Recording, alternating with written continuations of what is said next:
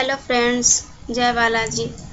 आज शिक्षा तथा शिक्षा मनोविज्ञान टॉपिक शुरू करते हैं। शिक्षा का उद्देश्य बालकों के व्यक्तित्व का कुछ इस प्रकार से सर्वांगीण विकास करना होता है जिससे कि वह जीवन के प्रत्येक क्षेत्र में समायोजन करने में सफल हो सके। शिक्षा मनोविज्ञान शिक्षा में मनोवैज्ञानिक तथ्यों, परिणामों एवं नियमों का प्रयोग कर शिक्षा को अधिक प्रयोगी बनाता है। इस प्रकार शिक्षा मनोविज्ञान परोक्ष रूप से शिक्षा को अपने मूल उद्देश्यों की प्राप्ति में मदद करता है। शिक्षा मनोविज्ञान का अर्थ एवं स्वरूप क्या है? शिक्षा मनोविज्ञान मनोविज्ञान की एक शाखा है जो शिक्षा के संबद्ध समस्याओं का विवेचन, विश्लेषण एवं वैज्ञानिक समाधान प्रस्तुत करता है। मनोवैज्ञानिक नियमों, सिद्धांतों एवं तकनीकियों का प्रयोग शिक्षा में करके बालकों एवं वयस्कों के संपूर्ण विकास में मदद करता है। यह केवल बालकों के विभिन्न क्षमताओं का मापन नहीं करता बल्कि उनके संपूर्ण विकास अनुकूल शिक्षा के लिए एक तरह का परामर्श भी देता है। स्पष्ट है, शिक्षा मनोविज्ञान सचमुच शिक्षा में मनोविज्ञान में उपयोगिता का विज्ञान है। स्किनर द्वारा कहा गया है, शिक्षा मनोविज्ञान मनोविज्ञान की वह शाखा है जो सीखने और सिखाने की प्रक्रिया का अध्ययन करती है। कौशनिक मनोविज्ञान के सिद्धांतों के परिणामों का शिक्षा के क्षेत्र में प्रयोग एवं अनुप्रयोग ही शिक्षा मनोविज्ञान है।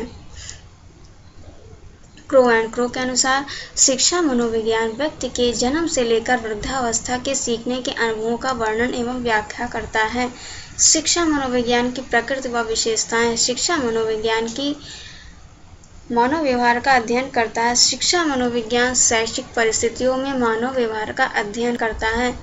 शिक्षा मनोविज्ञान शिक्षण अध्ययन प्रक्रियाओं का अध्ययन करता है और शिक्षा प्रक्रिया को वैज्ञानिक ढंग से आगे बढ़ाता है। शिक्षा की प्रक्रिया को सरल तथा शीघ्रता से पूरा करने के मनोविज्ञान के नियमों, सिद्धांतों एवं विधियों का प्रयोग किया जाता है। शिक्षा मनोविज्ञान की संपूर्ण क्रियाएं सुसंगठित, क्रमबद्ध एवं वैज्ञानिक ढंग से पूर्ण की जाती हैं। शिक्षा मनोविज्ञान द्वारा प्रतिपादित नियमों, सिद्धांतों एवं सामान्यीकरण किए गए कथनों की सहायता से मानव व्यवहार के बारे में भविष्यवाणी की जाती है। शिक्षा मनोविज्ञान शिक्षक, शिक्षार्थी, प्रशासक आदि सभी के लिए शिक्षा की पूर्ति के लिए आवश्यक ज्ञान एवं कौशल प्रदान करता है।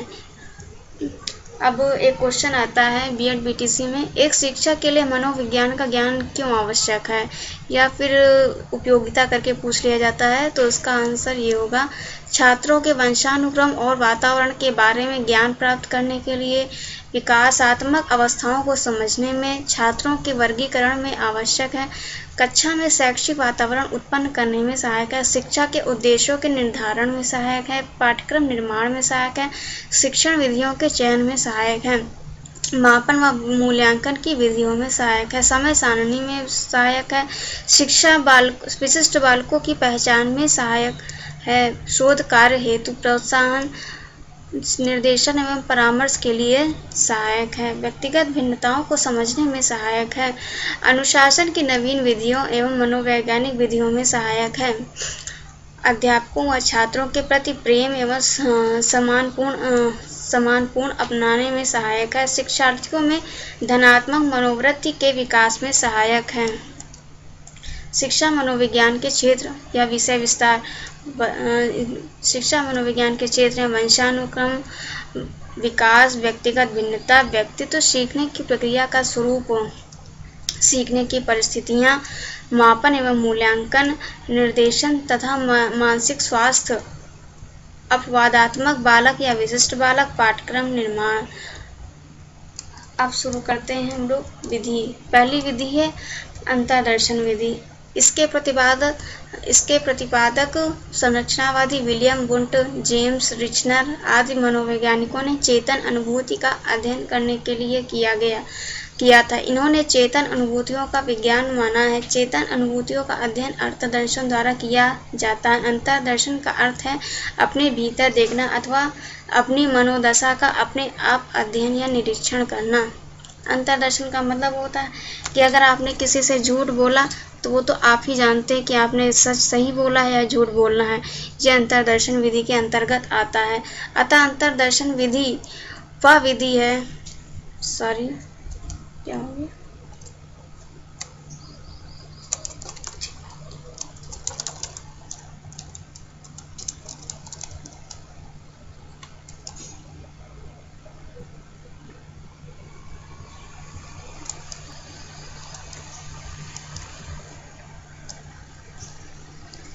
सॉरी कुछ प्रॉब्लम आ गई थी।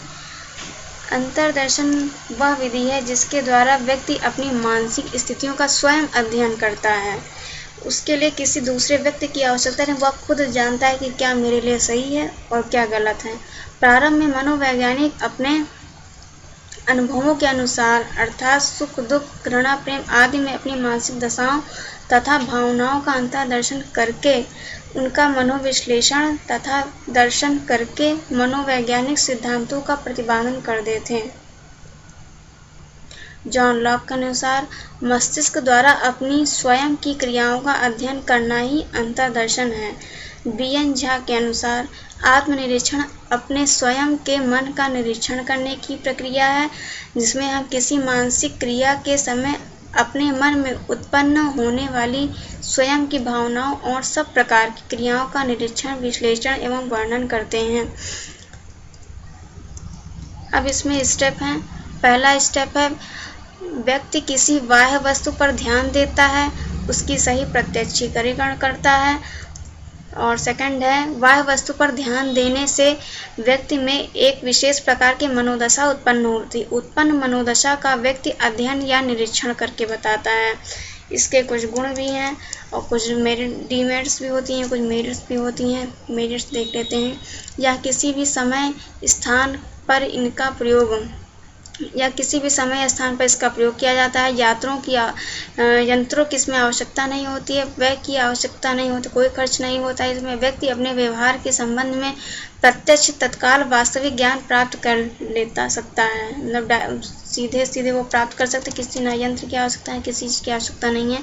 इससे बालकों में सोचने समझने तथा ध्यान केंद्रित करने में मूल्यांकन करने में होता है। डीमेरिट्स के मनोदशा की गति चंचल स्मृति के कारण अध्ययन कठिन होता है। मतलब मनुष्य का जो मन है वो कभी इस दशा में होता है, कभी इधर, मतलब चंचल प्रवृत्ति के होता है कि कभी ये करने का मन होता है, कभी, इसलिए ये थोड़ा कठिन विधि होती है। ध्यान का विभाजन होना, इसमें जो ध्यान है अलग अलग विभाजन, आज ये मन है तो कल वो मन है। आत्मगति विधि या सब पर लागू नहीं होता है। निरीक्षण विधि इसको ऑब्जर्वेशन मेथड कहते हैं। अवलोकन, प्रेक्षण विधि, परिदर्शन विधि, इसका प्रतिबंध व्यवहारवादी स्किनर पॉटसन ने किया था।